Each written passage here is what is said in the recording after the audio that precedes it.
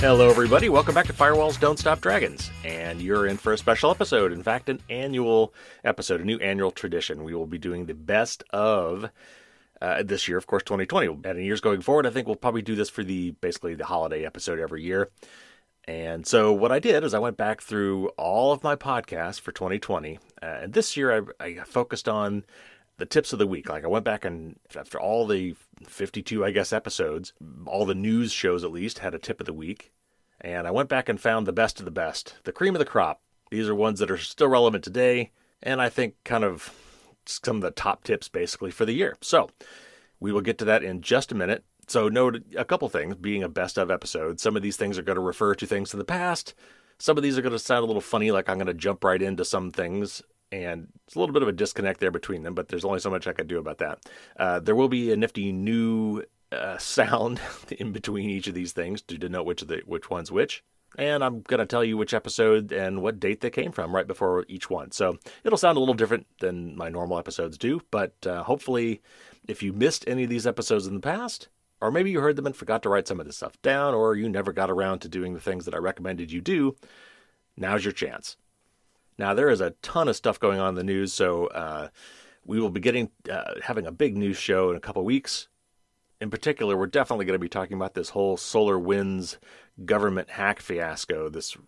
It's really amazing. It's still actually unfolding. We're still learning. So it's probably good to sit on that for a couple weeks. I'm sure you're hearing plenty about it in the news already, but there's a lot of nuance to this, and I want to dig into really what happened and what the real impacts are. So that'll be in a couple of weeks because next week is our 200th episode. I think something else I'll be doing going forward is I'll try to announce the date and the episode at the top of every show. And that will start with the big 200. And I just recorded my interview with Bruce Schneier. He is such a great guy. I cannot wait for you to hear that interview. He's such a trooper. We had a little bit of technical difficulties getting that going, but he hung in there. He was patient with me, and we got it all done. So that's in the can. Just got to get that edited. That will come out Monday, December 28th. And for this huge, huge milestone, 200 episodes, almost 4 years now that I've been doing this. We've got a lot of great stuff. We had a fun one for the 100th, but this is going to blow that one away. We've got a lot of prizes. Over all this time, I've interviewed lots of people from lots of really cool companies. And they have graciously provided some really cool stuff, like even hardware, not just like gift cards or coupons or whatever. We're talking real stuff. So I've got some signed books to give away. I've got some regular non-signed books to give away. I've got some computer hardware to give away for some really cool people. I'm not going to give it all away now. You'll have to tune in next week to find out. But it's literally over $1,000 worth of stuff. So you're not going to want to miss that. I will tell you how to enter the contest next week. There will be multiple winners and multiple ways to enter. Also, it'll be a New Year's resolution episode. I'm going to give you some ideas for things you might want to do in 2021 to improve your privacy and security. And some of the same people that I've reached out to are also going to be providing little audio snippets of their own and giving you their own tips for 2021. So it's really going to be an amazing episode. You do not want to miss it. In fact, tell your friends and family, tell everybody you know to tune in for the 200th episode. It will definitely be one for the ages. Now, one of my other things I'm trying to do is I was trying to get a bunch of new reviews for the book because, as you recall, I couldn't carry forward the reviews from the 3rd edition to the 4th edition, so I lost a ton of really great reviews. And that is a death sentence on Amazon. You've got to have reviews. So I have been getting some, and I've learned that I need to be checking multiple countries because just because somebody posts something in Canada doesn't mean it's going to show up at the United States. And of course, by default, being a U.S. person, I tend to look at the U.S. site. But I've had to go and look at Australia and the UK and Canada and other places as well because some of these reviews are showing up there because people listen to this podcast all around the world, which is fantastic. So at this point, though, we're still only at 8 total reviews. And one of those is a little cheating because it came in actually before I started this campaign. But for this book, worldwide in English-speaking countries anyway, I've got 4 in the United States, 2 in Canada, 1 in the UK, and 1 in Australia. And I'm going to read a couple of those for you here in a minute, a couple of new ones that have come in, as I said I would. But again, I'm really trying to get to, I'd love to get to 20, but I'll take 10 by the end of the year. And if you do post a review, just send me an email at reviews@firewallsdon'tstopdragons.com. And, send a little screenshot or a picture of your review that you posted, or maybe just cut and paste it so I know that it's yours, because I can't, a lot of times the username or whatever on Amazon is nothing I can figure out or contact. So So my goal is 10 reviews, and I originally was thinking just in the U.S., but I guess I'll go for 10 reviews in those English-speaking countries. And I suppose if you do post a review, you might want to tell me which country it's in if it's not in the U.S., so I know where to look for it. But I'm also looking for 10 reviews on the podcast, and for whatever reason, I've got no new reviews on that. Now, I do know that sometimes when you post reviews, they need to be reviewed by Apple or Amazon, and it probably takes a little while for them to post. But I haven't gotten any new reviews for the podcast. So trying to get to 10 each, 10 on Amazon, 10 on iTunes. There's already 25 on iTunes, but they're all old. Like, I think the most recent one is from 2019, so I really need some new reviews there as well. So anyway, let me read a couple reviews that have come in since last week. The first one is from Deborah in the USA. She gave it 5 stars. Thank you, Deborah. She said, "This is the 3rd version of Kerry Parker's book I have read. He updates it every few years with the newest information, and it is invaluable. It's written in clear English that real people can understand with step-by-step instructions on how to keep your technology safe. The specific tips and diagrams that show you what you should see on your computer, phone, whatever, make it so easy to protect your equipment from being hacked and your information from being stolen. I also like that he recommends free resources where possible, so you don't feel like you have to spend a fortune to stay safe. This book is a valuable tool that I will continue to refer to." Thank you, Deborah. That was great. That was a wonderful review. And then one more from, it just says J, like the letter J, in Canada, 5 stars again. And it says, "This is an excellent book on computer security and privacy, written in such a way that even those non-technical of us will learn a great deal. I love Kerry's interesting way of explaining things. He is talented in his writing style, where he has created a book that is both fun to read, yet so very educational. Not dry at all, like one would expect. I was given this book as a gift and am so pleased. It will be an excellent reference book for me, and I have recommended it to friends and family alike, both technical and non-technical. It would make a wonderful Christmas gift. Thank you, Jay from Canada, and I completely agree. There's still time left. It would, in fact, be a great Christmas gift. And if you buy from A-Press, you can even get 20% off still. I think it goes to the end of the year. The coupon code you want, if you go to apress.com and look for my book, is Dragons2020. Now, there was a couple other reviews. As I said, there was one in Australia and one in the UK that didn't have text in them. If you know who you are and you're listening to the podcast, if you go back and add some text and send me that email, then I will include you in the list of people for the Ask Me Anything session, which I neglected to mention earlier. But once I get to those reviews, if I get enough people to do the review by the end of this year, the end of the calendar year, I will create a private Ask Me Anything session. Probably do it through Facebook Live. I'm not sure how I'll do it exactly yet, but if you send me your review via email, I'll have your contact information then, and I will invite you to this special session. You could ask me anything.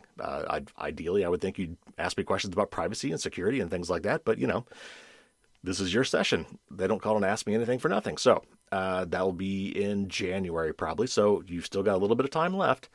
I would love to get some more reviews. So post a review on Amazon. If it's not on the Amazon in the USA, make sure you tell me where it is posted, which country. Send me a little snippet of it so I know that it's you, and I will use the email address that you sent to me at reviews@firewallsdon'tstopdragons.com to reach out to you, assuming we meet our goals, for an Ask Me Anything session in January. All right, now please enjoy the Best of 2020 episode. Here are some of the best tips of the week from the last year.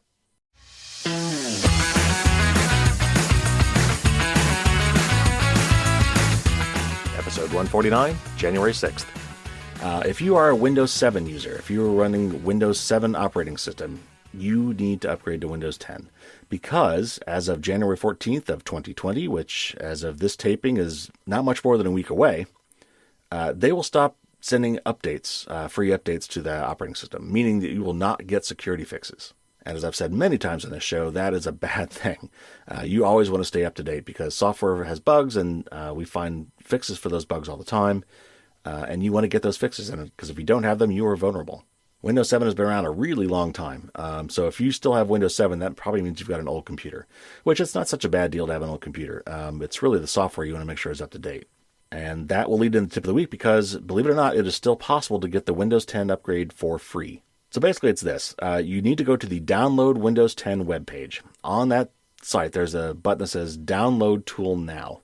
When you download this thing, it pops you up this window that gives you 2 choices. It says you can either, basically the first one is you can either directly upgrade the PC that you're running this tool on.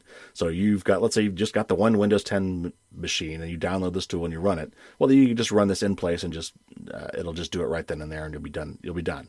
It'll upgrade the PC that you're on from Windows 7 or 8 or whatever to Windows 10 and you'll be done. However, If you've got more than one Windows 10 PC that you want to upgrade, another way you could do, and the other option it presents you, is you can download this tool called Media Creation Tool. And so this will actually let you download the Windows installer, and you could then put that on like a flash drive.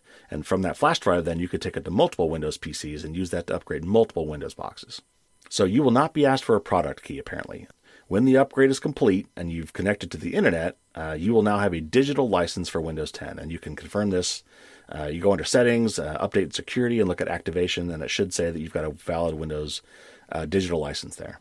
And that digital license is associated with that specific device. There's some sort of a hardware identifier that is logged against that Windows license. So that machine is now legal for Windows 10. For instance, if you wanted to later download Windows 10 and completely reinstall Windows 10 and wipe that device and start over, you will have the ability to do that.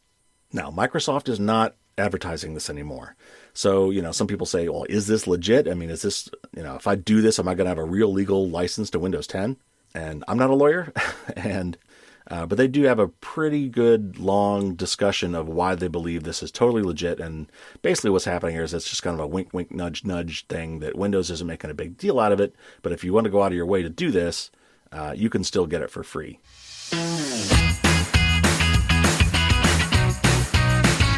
Episode 151, January 20th. So this leads into my tip of the week. And that is just limit who can see your photos. Go through all your social media, go to all the privacy settings, make sure you have these dialed back. Your pictures should not be public. They should only be available to your friends or your contacts.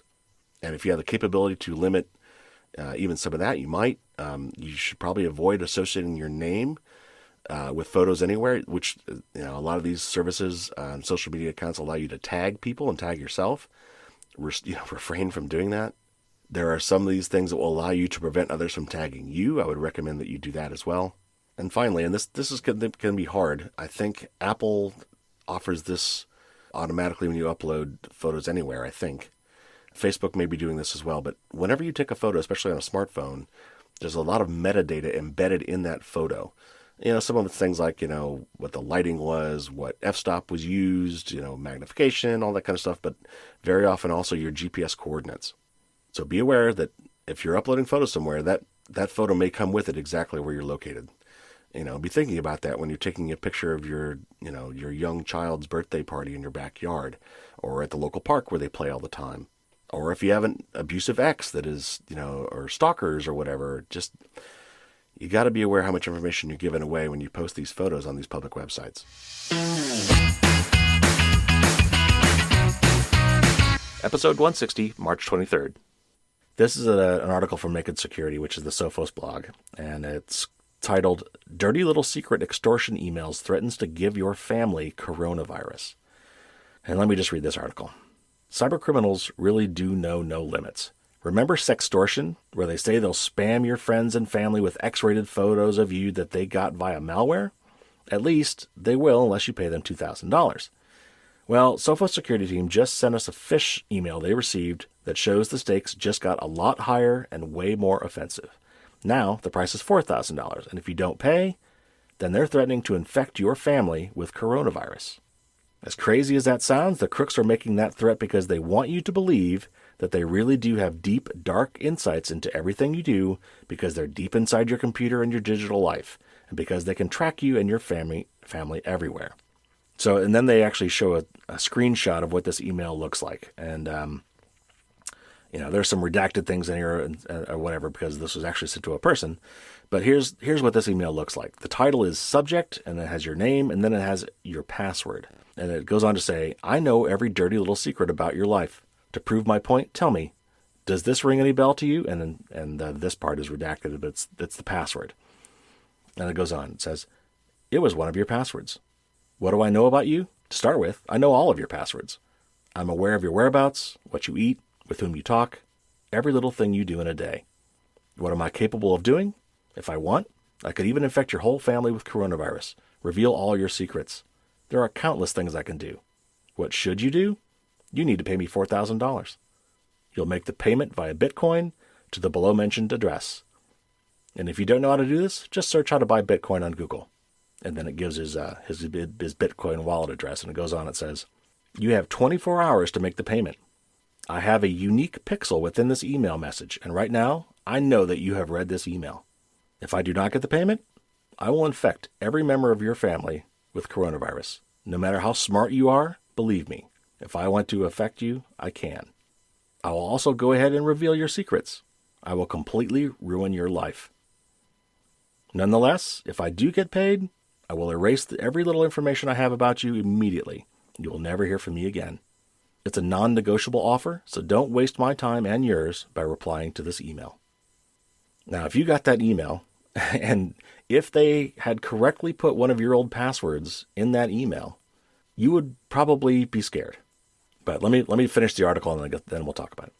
As we've seen so often in sextortion emails, the proof that they really can see deep into your online life is a password that very likely is one you used to have. But they've extracted it from publicly available data leaked in an old data breach. So even though it might have been a secret once, it hasn't been for years. What do? 1. Don't send any money. It's all a pack of lies. 2. Don't be scared. In scams like these, the crooks don't have any data on you, let alone details about all your family members and where they live. 3. Don't think of replying. It's tempting to contact the crooks just in case, but they have nothing to sell. You have nothing to buy. And by contacting them, you are just giving them another chance to scare you into making a mistake. And 4, let people know about this scam. Make sure others don't fall for this horrible scam either. Let's face it, we already have enough to worry about at the moment. So that's the end of the article. And that's going to just be my tip of the week. Help your friends and loved ones understand that there are scams about. Tell them ahead of time, because if someone were to get this email and you hadn't had the chance to warn them, they may feel that they've got 24 hours to comply. And who knows when the email was sent, maybe they get it the next day, and they will feel rushed and scared, and they may just do this. So it's important to understand that with the way a lot of these emails work, and sextortion ones were like the first one, and now it's basically being done with the virus, is they find some little bit of information about you that probably came from a data breach that makes it look like they have some keen insight, some backdoor access to you and your information. And what these bad guys are doing is they're taking all that information from old data breaches for passwords that have been cracked, and sending them out to the email addresses associated with those passwords and saying things like this, like, hey, recognize this password? Yeah, I know about it, which means I also know about all this other stuff, but they don't. So anyway, fair warning, that's your tip of the week. Not only beware of this yourself, please spread the word to others, because at times like this, with the scarier it is, the more it's trying to be exploited by the bad guys. And this is obviously a particularly heinous attempt, just horrific way to try to get people to pay them money and exploit this whole virus scare.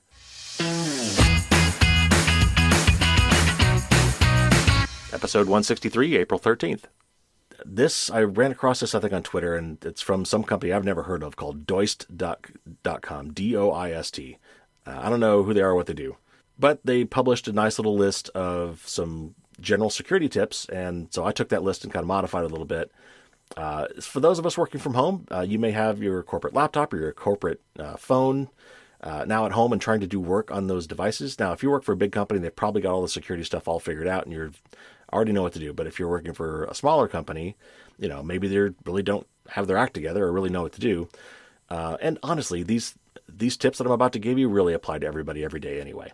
But they, as you're working from home, maybe you're working with sensitive company data instead of just your own data. So they have a little more oomph, a little more meaning for you right now. So I'm going to run through a list of options here, and I'm going to go through them rather quickly. I don't have time to explain them all. Obviously, a lot of these are covered in my book, and there's also websites for these things too. And honestly, if you just go to Doist.com, you'll probably find this article, and there's some links in there as well. All right, so let's go through this list. There's about 10 things here, 9 actually. So first of all, encrypt your devices. And that includes, by the way, everything we're talking about here includes both mobile and computers, your laptops, your desktops, iPhones, tablets, iPads, all that stuff. This includes all that stuff. So very briefly, on a Mac, all modern Macs come with something called File Vault, and I believe it's all on by default now, so you should be good to go if you've got a modern Mac. But you can always go into System Preferences and go into Privacy and Security and look for File Vault and make sure that's turned on. On Windows, the article recommended using BitLocker, but unfortunately BitLocker does not come with Windows 10 Home which is just a travesty. They really that really needs to be table stakes. This should be on everything. But anyway, so if you don't have Pro or Enterprise or whatever the fancier, more expensive version of Windows 10 is that comes with BitLocker, you can look up another thing called VeraCrypt, VeraCrypt. And you can go to veracrypt.fr. I think that's France. Veracrypt.fr is their website. It's free and it's very powerful. Entire disk encryption technology that if you don't have BitLocker, that's a great alternative. And all modern Android and iOS devices are all encrypted by default, so you're already good there as long as you've got a modern phone. And if you don't, that's a great reason to upgrade. And by modern, I think this is probably done in the last 3-4 years at least. Now, for your operating system, and again, this includes both your computer operating system and your mobile phone operating system, make sure you keep it up to date. There are security bugs found all the time. There have been some found recently, several in Windows 10, as a matter of fact.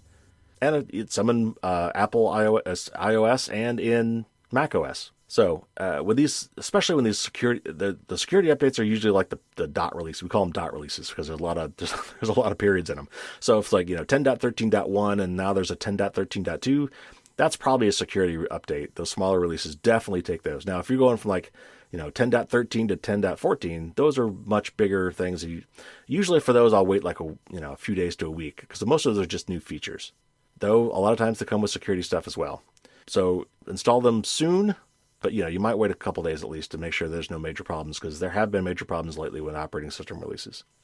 But keep an eye on it and keep up to date because that is very important. And the same goes for applications as well. So your key software applications, the key apps on your smartphones, the ones that are the most popular and the ones that are built in, those are the ones the hacker's going to go for because everyone's got them.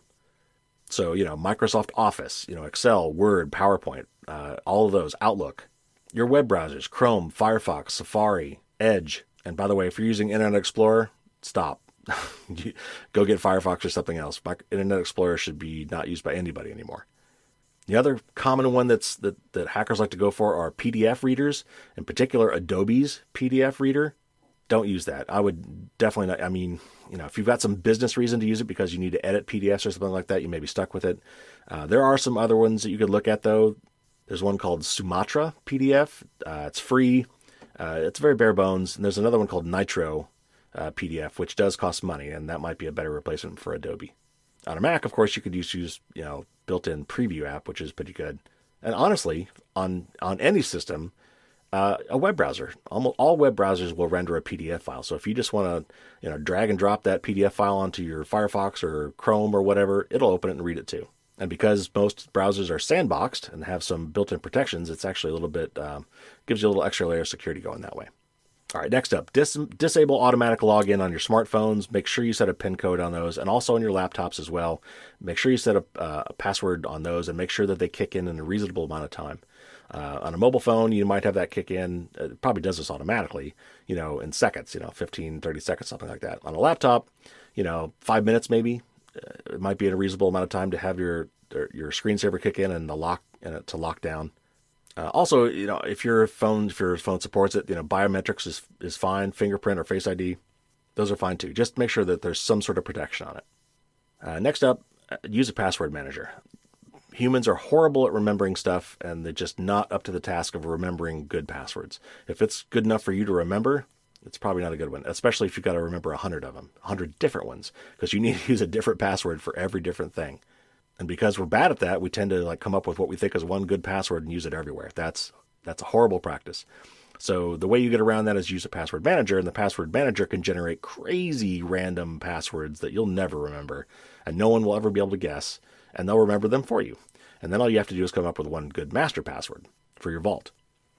As always, I usually recommend LastPass. It's great. The free version will do what most people need in all situations, including mobile phones. But there are some other really good ones too. You might look at 1Password. That's literally the number 1 and then password. Or there's a new one that I really need to look at myself. It's all free and open source called Bitwarden, Bitwarden. All of these basically do the same thing. So, find one that looks right to you with the right price for you, that works on the right devices for you. And though all three of the ones I just mentioned should work on Android, iOS, Mac, and PC. Next up, use two-factor authentication on as many accounts as you can. And this is becoming a lot more popular. And there's two ways that most of them do it now. They'll either send you, all of them work around like a one-time PIN code and a short-lived PIN code. It only lasts for a certain amount of time. And they will either text that to you, send it to your mobile phone via text message, or you install a particular app which you synchronize with the service by scanning a QR code. That's kind of like that square barcode, those kind of funky new barcodes. You scan that with the app, and then it synchronizes. And from that point on, that app will generate usually a 6-digit code every 30 seconds. And because you're synchronized, the server knows what that code should be right now too. So at a certain time of day, when it asks you to give your code, and you give the code from the app, it knows the right code to expect. Now, for that two-factor authentication app, a lot of people will use Google Authenticator, and a lot of services talk about Google Authenticator. However, I would use one called Authy instead, Authy. It does the same kind of thing. But the nice thing with Authy is you can set a password on that and securely synchronize that to multiple devices. And the nice thing about that is, and I got burned by this myself when I was using Google Authenticator, is if you lose your device or it gets destroyed or it becomes unusable, with Google, there's no way to back up those codes. So now you have to figure out some way to disable two-factor authentication on every service you've had it enabled for, which is hard to do because it's supposed to be hard to do without having the PIN code. That would be a real pain in the butt to do. Whereas with Authy, if that happens, then you just sign into your account again, and whatever new devices you have, or secondary device, if you've got more than one, will get all the same codes, and you can use a different device for that. One other pro tip, if you're doing that, if you want to be super paranoid about that, whenever you're using these Authy codes and you're scanning the QR codes, I print those physically on paper. It's so usually you're at a web page, you're at google.com, and you're in their privacy security section, and you've got the QR code up on the screen, because you can't get that code back after you've scanned it. You can't go back into Google and show that exact same code again. You have to get a new code. And I think to do that, you have to turn it off and back on again. So anyway, you're given this code once. So, now Authy should save it, but if you want to really back that up and have a secondary backup in that, belt and suspenders, print that page. It'll have the QR code on it, and that way, and just file it away in some middle folder or somewhere safe. And if you ever get in a situation where you need to sync up that code again, and for some reason Authy's not working for you, you can actually find that piece of paper and scan it again, and you'll be in sync. And if you have a choice between this or SMS, definitely do the app version, the QR code version. It's much more secure. SMS is really not terribly secure. It's better than nothing, but if you have a choice, definitely go with the QR code and use Authy. All right, next up, and these are kind of related, and a lot of modern devices, both computers and certainly smart devices, have this capability now. You can set up a Find My Device thing, and that is a way for your device to kind of communicate with the cloud, kind of its current location, and if for some reason you ever lose it or it's stolen, it can report its location. You can find out where it is. I use this myself when my family and I went on a trip to LA a few years back. I lost my smartphone on a ride, and that night, and after telling them where I thought it was, I was able to actually look it up on the web through iCloud and see where it was and see that they found it, because I saw it move. I saw my device move from where the ride was to the front office, so I was very happy. And the next day, I was able to get it back. So anyway, these are very powerful for one of two reasons. First of all, it can help you find a lost or stolen device. And also, this same thing usually, in a lot of cases, allows you to remotely wipe that device. So if it's stolen and you don't think there's any way you're going to get it back, you can remotely remove your data from it. Now, of course, if it's encrypted, this should be safe anyway, but still, it's kind of nice to have this capability. So for Windows, you go into Settings, Update and Security, and there's a Find My Device option there. You can set it up there. And Mac OS, you set up iCloud first, which is almost impossible not to these days. And then you go into Settings, under your name, iCloud, and then Find My Mac. You can set that up there. For Android, you can set up a Google account on your device, and then I guess that's enabled by default. The Find My thing is enabled by default. You don't have to actually sign up for it once you've got your Google account set up. And on an iOS, which is iPhone and iPad, same kind of thing. You go into iCloud and go to Settings, go into Find My Device or Find My iPad, Find My iPhone, and enable that there. And by the way, whenever you get ready to sell or recycle a device, notice I didn't say throw away. You should never throw away. You should either sell it or recycle it. Whenever one of these devices you need to get rid of, make sure you turn all these things off and wipe the device before you do that. And finally, the classic, use a VPN, a virtual private network, whenever you're on public Wi-Fi. I would actually suggest most of our data plans on our cell phones are generous enough that it's not an issue, so I wouldn't even bother with Wi-Fi if you really don't need it. But if you're going to sit in Starbucks and watch a HD movie or something, okay, fine. You're probably not going to want to use your data for that unless you've got unlimited data. But use a VPN. And of course, laptops, same thing. Anytime you're on public Wi-Fi, public network, at the airport, at the hotel, coffee shop, McDonald's, wherever, if it's public Wi-Fi, you should definitely be using a VPN. Now, of course, most of our internet traffic today is actually encrypted, which is good. That's HTTPS. Almost everything is going that way now, which is good. So in that sense, it's secure, but not everything is that way yet. So it's still good to have a VPN. I would avoid most free VPNs. The ones I usually recommend are TunnelBear, which is very simple and easy to use, reasonably priced. ExpressVPN is very good. It's very fast. It's very private, a little more expensive. Or Proton VPN, which is from the makers of Proton Mail. So give those a look.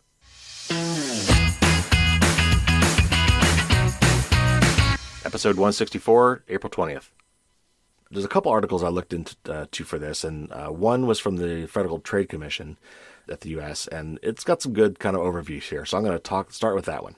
And this starts off basically with what's the definition of phishing. And it says, scammers use email or text messages to trick you into giving them your personal information. They may try to steal your passwords, account numbers, or social security numbers. If they get that information, they could gain access to your email, bank, or other accounts. Scammers launch thousands of phishing attacks like these every day, and they're often successful. The FBI's Internet Crime Complaint Center reported that people lost $57 million to phishing schemes in 1 year. Honestly, I'm surprised it's not higher than that. That must be only individuals. I bet that's not companies, but we'll see. Anyway, scammers often update their tactics, but there are some signs that will help you recognize a phishing email or a text message. Phishing emails and text messages may look like they're from a company you know or trust. They may look like they're from a bank, a credit card company, a social networking site, an online payment website, or an online store. Phishing emails and text messages often tell a story to trick you into clicking on a link or opening an attachment. They may say they've noticed some suspicious activity or a login attempt. They may claim there's a problem with your account or payment information. They may say you must confirm your personal information. They may send you a fake invoice. By the way, I've seen that one happen a lot. That's tricky, right? It's like just a quick email saying, okay, thanks for your purchase, here's your invoice. And they might even mention, like, thanks for your purchase of $345.25. Here's your invoice. You're like, wait a minute, I didn't spend that money on something. Something's wrong here. Someone mischarged me for something. When in actuality, no such thing ever happened. But they trick you into opening the attachment, which is infected. Okay, back to their list. 3 more things. It said they may want you to click on a link to make a payment. They may say you're eligible to register for a government refund. Or they may offer you a coupon for free stuff. So let me stop right here before I get to the next article and just say that these are all things they could be doing and variations on these same themes. But if you ever get an email that looks really fishy, a great place to start to see if it might be a known hoax or a scam is Snopes.com, Snopes.com. The easiest way to go to search for this is just to go to that website and search on some key piece of text from the email. Sometimes the email subject is usually a good way to go, or some other key piece of text that would probably be unique. If you search on that, a lot of times that'll bring it right up.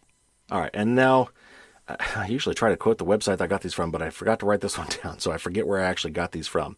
But these are 7 basic tips that another website had for kind of recognizing scam emails. And I'm going to add some of my own commentary here as we go. Number 1, legit companies don't request your sensitive information via email. Chances are, if you've received an unsolicited email from an institution that provides a link or attachment and asks you to provide sensitive information, it's a scam. Most companies will not send you an email asking for passwords, credit card information, credit scores, or tax numbers, nor will they send you a link from which you need to log in. Now, I'll stop there. That's kind of a strong statement. I'd certainly gotten legitimate emails from companies that say, here's a link that you need to click to do something. Here's a response to a post you had. Here's a response to your request for service. Here's a link to a new deal we're offering. I have seen those. But it is true that companies will generally not send you emails asking directly for personal information, for you to provide, login information or credit card numbers or anything like that directly from an email. Usually they'll direct you to log into the website directly and find the message there or find a warning there, or to call their publicly available number, and you can always check to make sure that's the real number for that company. So basically the advice there is, if you do get in such an email and you're worried that it may be true, then instead of clicking on anything or using any information in the email itself, go to that company's website and either find their number and call them directly, log into your account and look and see if there's any kind of notification messages, that sort of thing. And don't trust any of the numbers or links that are included in the email. All right, number 2. Legit companies usually call you by your name. Phishing emails typically use generic salutations such as Dear Valued Member or Dear Account Holder or Dear Customer. But some hackers simply avoid the salutation altogether. This is especially common with advertisements. The phishing email below, and of course it's a picture you can't see, says is an excellent example. And it was just a really good-looking email about, hey, you've got a special discount on this, click here to get it, with offer code so-and-so. I mean, we get these things all the time. But they avoid saying, Dear Carrie, just jump straight to the advertisement, so, that gives you one less thing maybe to spot as fishy.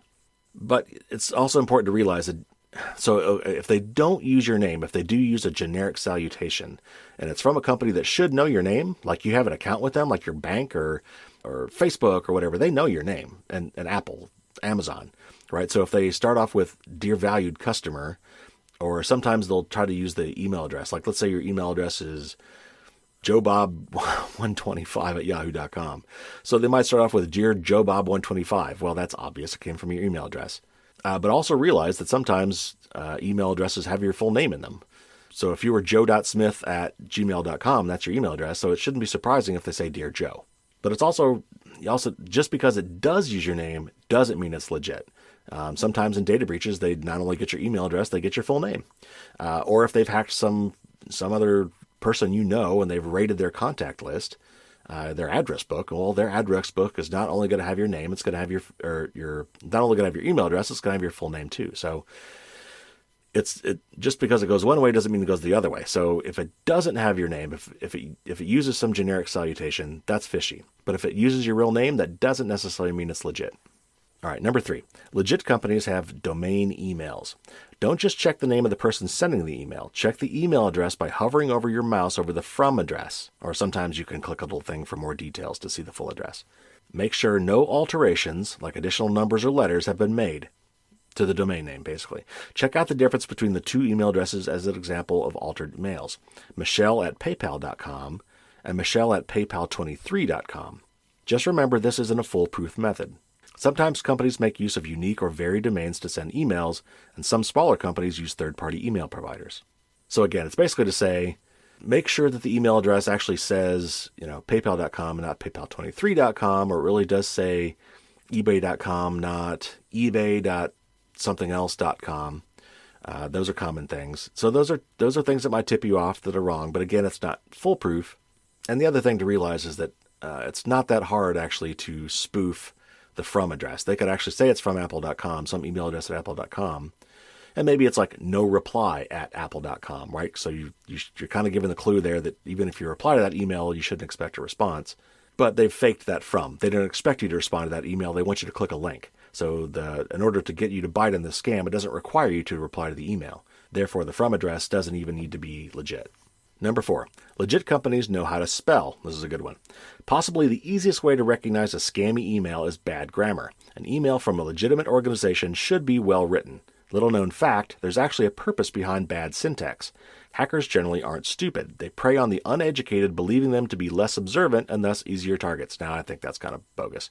What I would say, actually, a lot of times is some of these things originate from non-English speaking countries. Or non-English speaking hackers.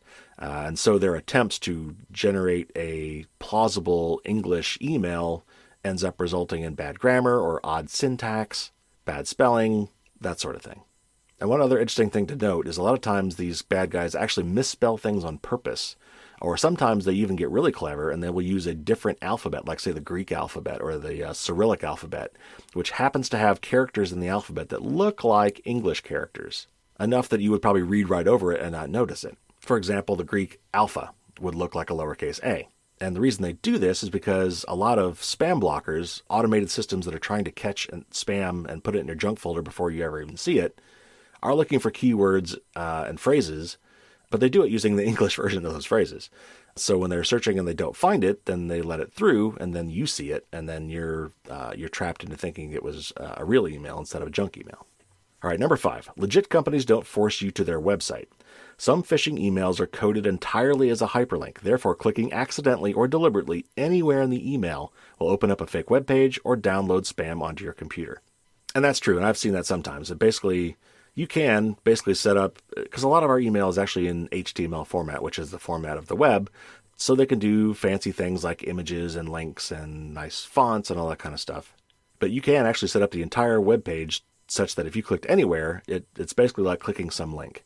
And if you did this accidentally, and then you all of a sudden are routed to some other web page, or it prompts you to download something, you just should immediately close those and delete that email.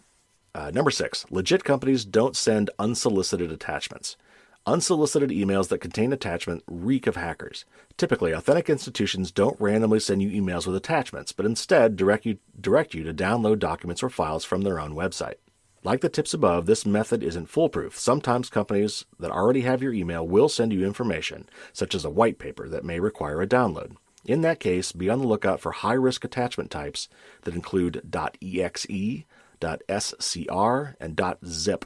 When in doubt, contact the company directly using contact information obtained from their actual website.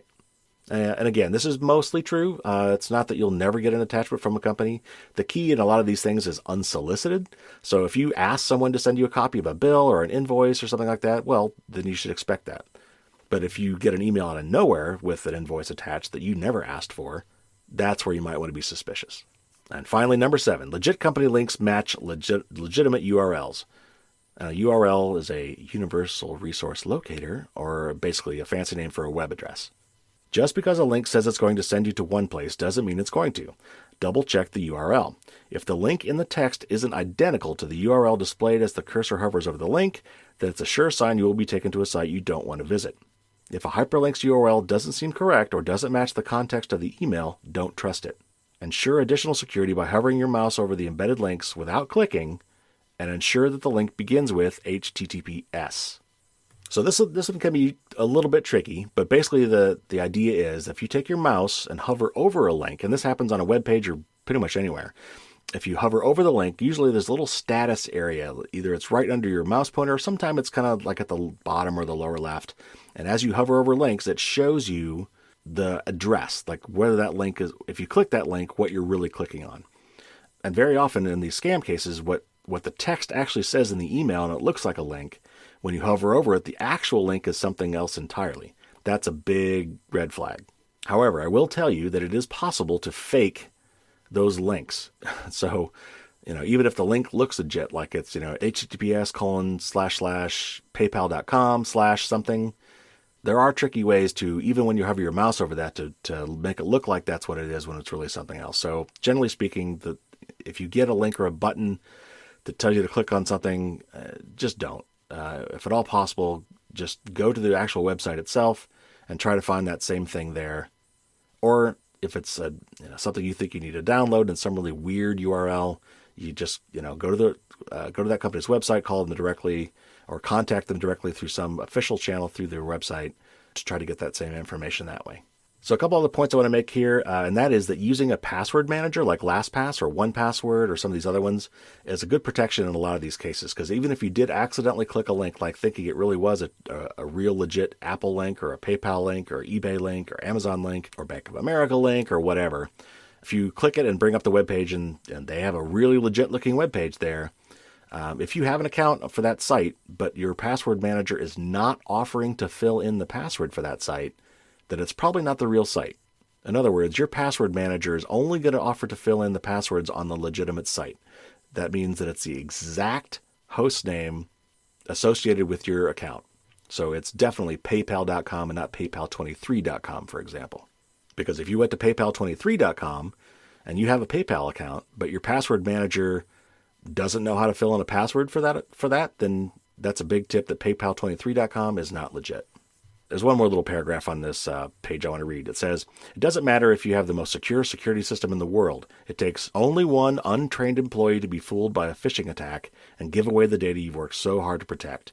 Make sure both you and your employees understand these specific email phishing examples and all the telltale signs of a phishing attempt. So yes, education is everything. And the sad fact is for all the things that we try to do, it only takes one screw up to bring everything down. So I know, no pressure, right?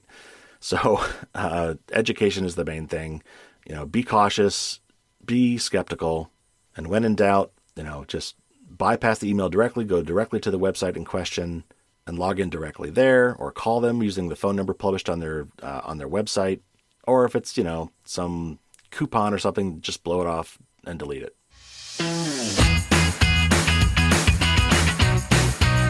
Episode 178, July 27th. So what can you do? And this will lead into the tip of the week. They already give a couple examples, and I'll elaborate on these. It said, so what can you do? You can make sure that the next router you buy automatically installs firmware updates. You can check to see whether your current router does so, or makes it fairly easy to install firmware updates manually. So I'll stop there.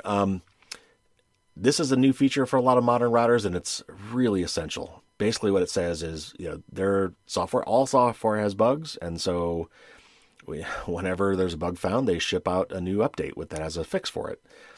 And if you're not monitoring that yourself, if your router, almost all modern routers at least allow you a way to upgrade the firmware, but you have to log into the router yourself using the administrative account, find that part of the administrative config where it lets you download and install new firmware, and then manually install it. If this is your only option, you definitely need to do this. If you're in the market for a new router, if your router is basically more than, I'd say, probably 3 years old or maybe 4 years old, I would, probably seriously consider getting yourself a new router, and make sure that new router has this functionality built in. In other words, it will automatically go and fetch software updates and upgrade itself whenever they're available, that it's completely hands-off and automated. All right, their next point says, you should also make sure that the administrative password for your router has been changed from the factory default password. And then they give a really nice website, which I've actually put in the 4th edition of the book as well. It's called routerpasswords.com. And this is basically an exhaustive list of every manufacturer, make, and model with the default administrative password that they come shipped with. And in many cases, they're really bad. I mean, they're obvious, like it's, user admin, password. Some of them is user admin and password is blank. What that basically says is if anything gets into your home network on the inside of your home network, this wouldn't be available, hopefully, from outside. I'll talk about that in a minute. But if there's any sort of a compromised device inside your network, and it's looking around to try to hack and this would be a common thing to do. If I'm writing malware, I would totally do this, and it has been done. If I'm on a network, I would say, hey, I wonder if I can hack the router. And it would try all these passwords that are well known. And if it can hack that and install its own custom firmware, and now it's hacked your router, and that's basically the gatekeeper to your entire home network. Then from there, it can try to hack every device in your network. So your router is a crucial piece of equipment, and you really need to make sure that it's kept up to date. And you need to make sure that you've changed that default administrative password. So when you go to that website, routerpasswords.com, it'll tell you how to log in to your router's administrative webpage. And then you should go and find the password using a password manager, change that to something really good. And then while you're there, make sure that your router's administrative interface is not accessible outside your home network. In other words, from the capital I internet, from anywhere on the planet. Some of them have this capability, and some of them have this capability turned on by default, which is just insane. So look around at the administrative webpage. You probably have to poke around a little bit, but look for remote maintenance or remote config or remote administration. And if you find any of that stuff turned on for the WAN side, the wide area network, which is the fancy name for the internet, the big network out there, turn that off. There's also a feature called UPnP. That's UP letter NP, the 4 letters, which stands for Universal Plug and Play. And this was something I think Microsoft created many years ago that allows some devices, mostly game consoles, but it's been now TVs and other things use it too. Basically allows them to talk to your router without you having to do anything and negotiate with the router and say, hey, I would really like you to open up these ports in your firewall. And if you get any messages on those ports, send them to me. Which, very handy because most people have no idea how to mess with their firewall and open up ports and do port forwarding. But most modern things have worked around that now and do not need this. And so you should, if you have UPnP turned on, turn that off. And that's basically the end of the article. They do mention one more thing, and that is if you have one of these older models, particularly like some of the Linksys models, there are a lot of open source communities out there that have rewritten the software for those. And you can, instead of installing the stock firmware on that device, you can download and install these open source firmwares that take over the router, and basically, from a software perspective, becomes a whole different thing. And they tend to be much more secure and have automatic update built in, all those things. But that's not really for the faint of heart. And honestly, if you're at the point where you're considering that and you're not super techie, I would just go get yourself a modern router. Get yourself a new router that has automatic updates built in and turned on by default.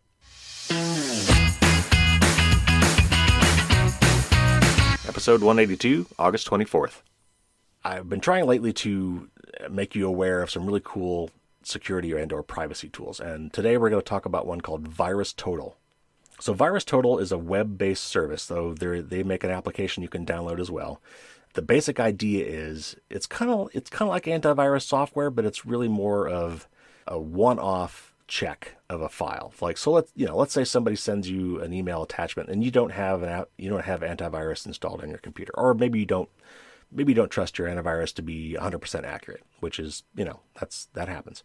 So you get this attachment, you're worried about it, or maybe you actually even want to forward that you got it from somebody and you want to forward it to somebody else, but before you do, you want to make sure that file is not infected.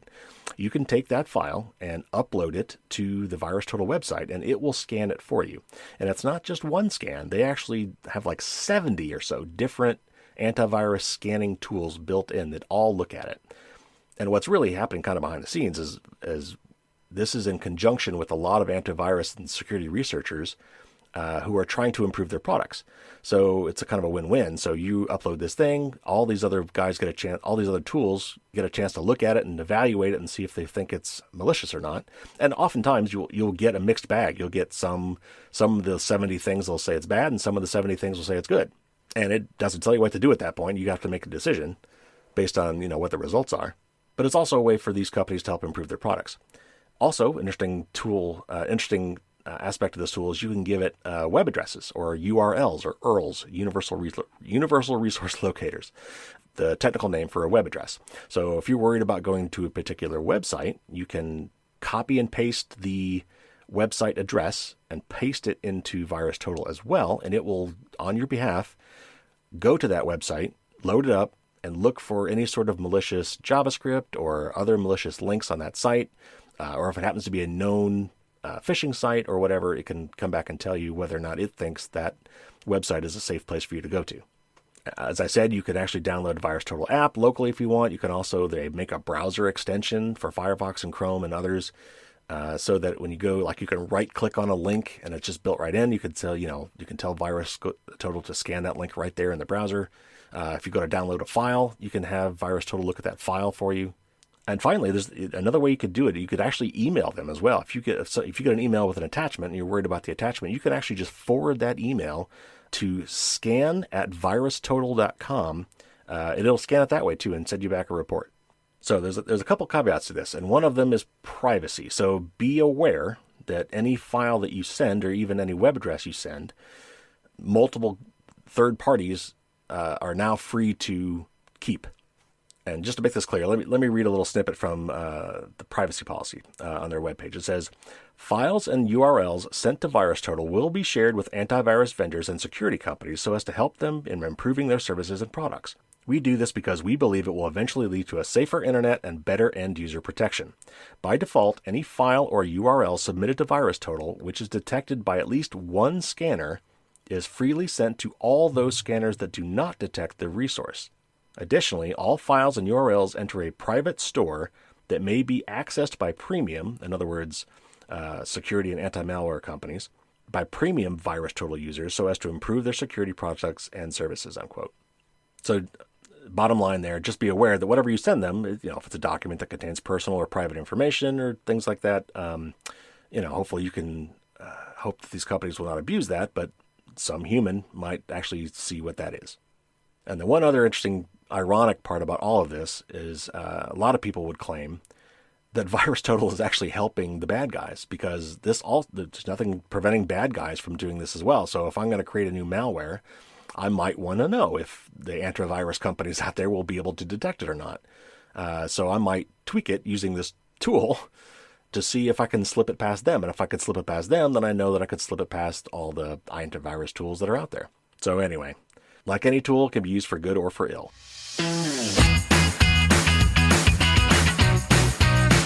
Episode 185, September 14th. So this is from Naked Security. It says, Internet scammers are always looking for a better way to separate unwitting device users from their money. As with all other endeavors, they've learned that it pays to advertise. At Sophos Labs, we recently researched a collection of scams that exploit web advertising networks to pop up fake system alerts on both computers and mobile devices. The goal? To frighten people into paying for a solution to a problem they don't even have. It's not exactly a new trick.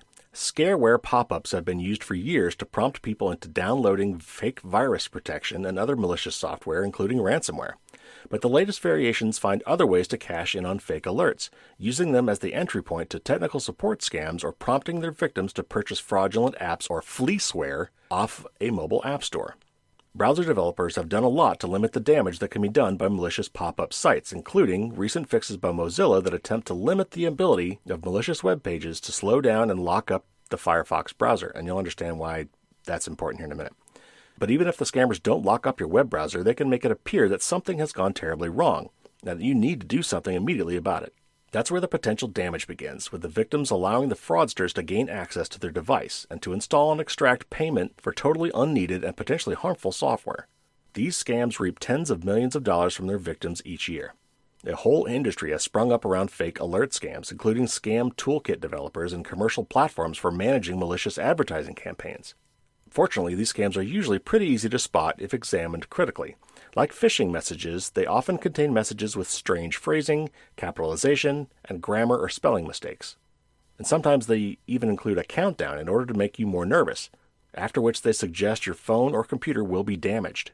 And some technical support scams will play computer-generated voice messages urging you to take action. But all of these scams have one very specific thing in common. They go away when you close your browser. While mobile fake alerts and similar pages on desktop browsers can easily be closed, browser lock support scam pages often use scripts that make it difficult or impossible to close the web browser normally or navigate away from the page, including things like, and there's a list here, 1. Forcing the browser user to full screen size. 2. Hiding or camouflaging the mouse cursor. 3. Launching never-ending file downloads. 4. Popping up login messages that request a username and password. And 5. Attempting to capture keystrokes to prevent navigation away from the page with keyboard shortcuts. Using Task Manager on Windows or Force Quit on macOS may be the only way to escape some of these pages short of a reboot. That and not allowing the browser to restore pages from the last session when relaunching. However, the best way to prevent most of these attacks is to cut off the ad networks that they rely on. Privacy tools such as the Electronic Frontier Foundation's Privacy Badger blocks trackers used by less reputable ad networks. Reputation tracking services can help as well, blocking domains known to host or deliver malicious ads. As with phishing, education is also key. If you're on your guard for these scams, you're less likely to fall for them. All right, I really thought that was interesting. I actually have not seen this myself, probably because I use Privacy Badger and uBlock Origin and DuckDuckGo Privacy Essentials, and I have several of these. And of course, Firefox has a lot of this built in now too, that just outright blocks these ad networks from even being able to load. So they're, these little pop-up schemes can't even come into your browser because they're blocked at the source, basically. But I really thought it was interesting some of these techniques that they use to basically make it almost impossible for you to close that browser page. And the other thing to realize is a lot of these pop-ups are made to look just like, local pop-ups. Like it looks like a Windows operating system pop-up or a Mac OS pop-up. Like they're meant to look, and they can tell what kind of system you're running because your browser helpfully tells it that you're either on a Mac or a PC. And so they pop up, but the thing is, these windows can't be moved outside of the browser. Like if you try to click and drag this window and it doesn't go past the edge of your web browser, then it's not an operating system window. It's actually a pop-up from that web page, which means that it's not real. But I mean, how clever is that to basically try to make your computer or at least your browser lock up like it's not responsive, and then pop up a window saying, hey, you've got a virus, or hey, you've got, your computer its performance is suffering and you need to download this software that'll make the performance better.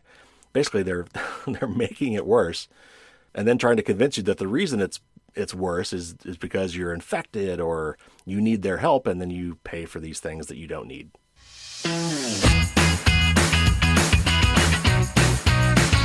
And last but not least, episode 193, November 9th.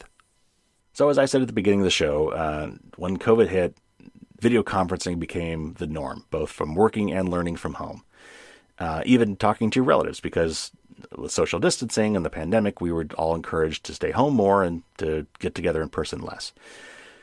There were plenty of great video conferencing solutions already available, but for whatever reason, Zoom became the de facto standard. It was not the largest, it was not the best, but it's dirt simple to use, and it was very easy and kind of fun to say, and and it just kind of shot to the top of the list. So at the time, they claimed that they had end-to-end encryption.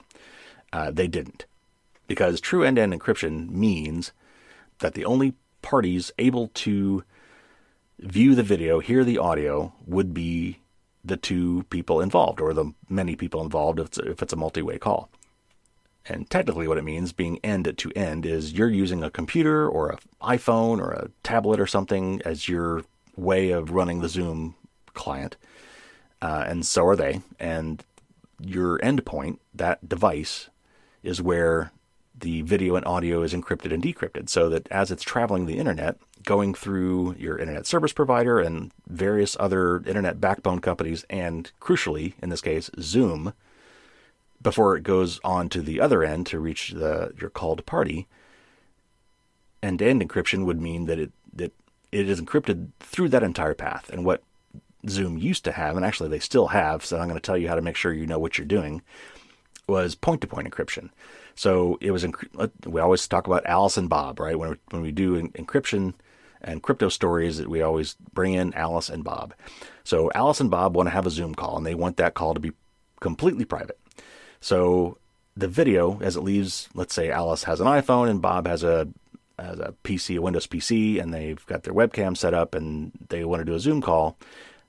It may be, and it used to be, that that data streaming between Alice and Bob on their two devices was encrypted, but it was encrypted from Alice to Zoom and then from Zoom to Bob, but not at Zoom, meaning that Zoom could see everything that was going on inside that conference call.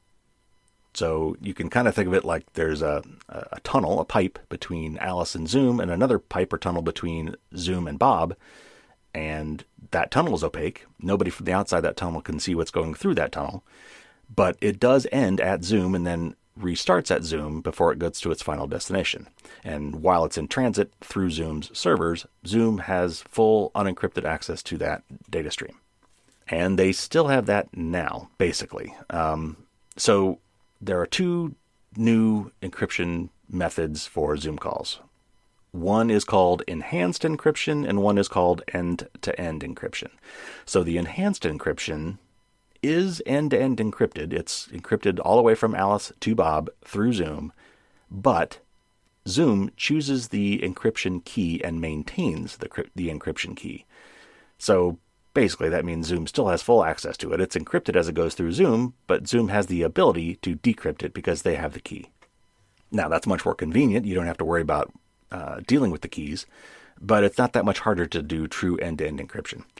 And when you set that up, then you generate and you keep the key, and through some really nifty cryptological math, your keys are able to be exchanged with Bob remotely without Zoom getting them. I'm not going to get into how that works. It's called public key encryption. You can read about it in my book or on the web.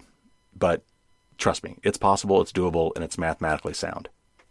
And when you do this, Zoom cannot do it. Now, of course, you're still basically trusting Zoom not to somehow surreptitiously make a copy of that key, because you're still using the Zoom application, right? So, I'd say it's still technically possible for Zoom to lie to you and still get a copy of that key. So in some ways, we're trusting that they don't do that. But at least it's a step in the right direction. So I wrote an article about this. You can find it on firewallsdon'tstopdragons.com with pictures and everything, and it'll show you how to enable this feature and then to set it up for each individual call. But anyway, so it's really a two-part process. And I'm going to read to you from this Life Hacker article, which I also reference in there that you can look at.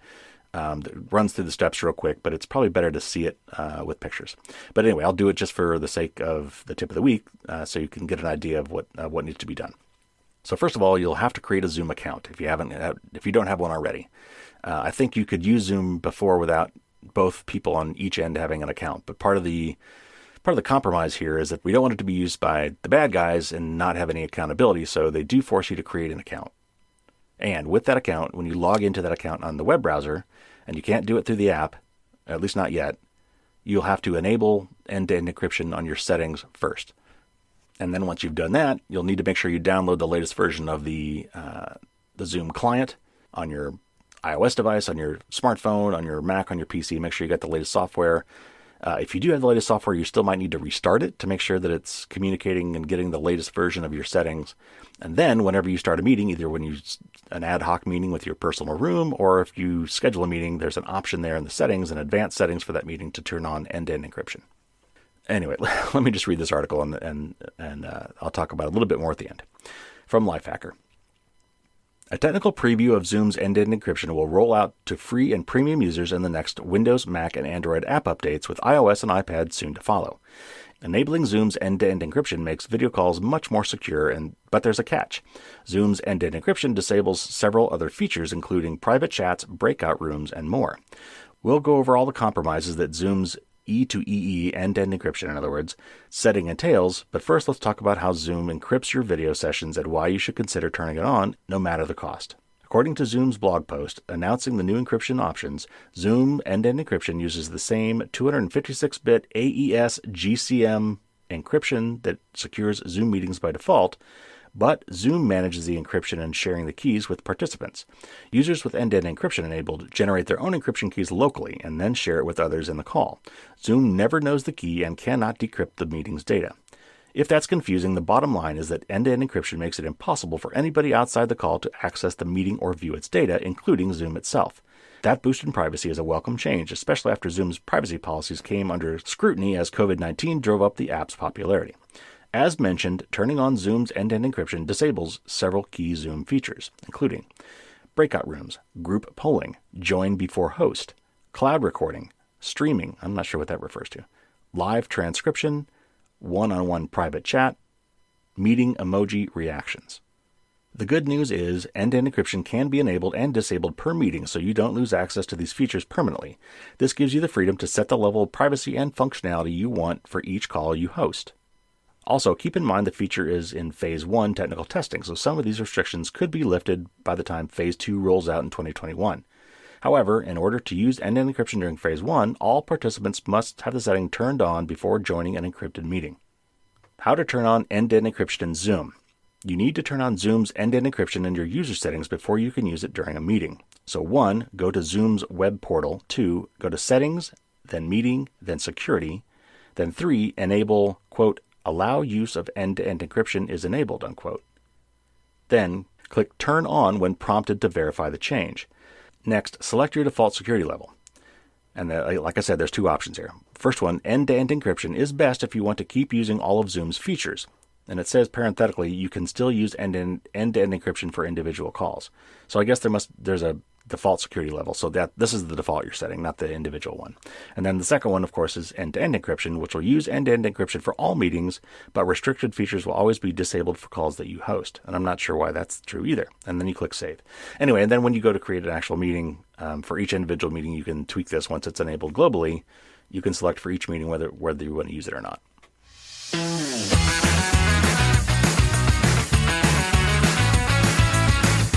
All right, everybody, that'll wrap it up. I hope you enjoyed the best of 2020. We'll be doing that every year around this time. Be sure to check out my brand spanking new Facebook page. Just go to bit.ly/firewalls-Facebook. And that's a capital F on firewalls and a capital F on Facebook. And if that's too much to remember, just go to firewallsdon'tstopdragons.com. If you scroll down on the right-hand side, you'll see my little social media buttons there, and you'll see the Facebook button. You can just punch that. Please spread the word about the 200th episode. It's next week. I can't believe it's already here. It's really going to be huge. Lots of great stuff to give away, lots of cool information, and a wonderful interview with Bruce Schneier. Until then, everybody, have a happy and safe holiday. Please do your social distancing. Please wear masks. Vaccines are on the way. We just need to hold out a little while longer. Take care, everybody, and until the big 200th episode next week, take care, and don't get caught with your garbage down.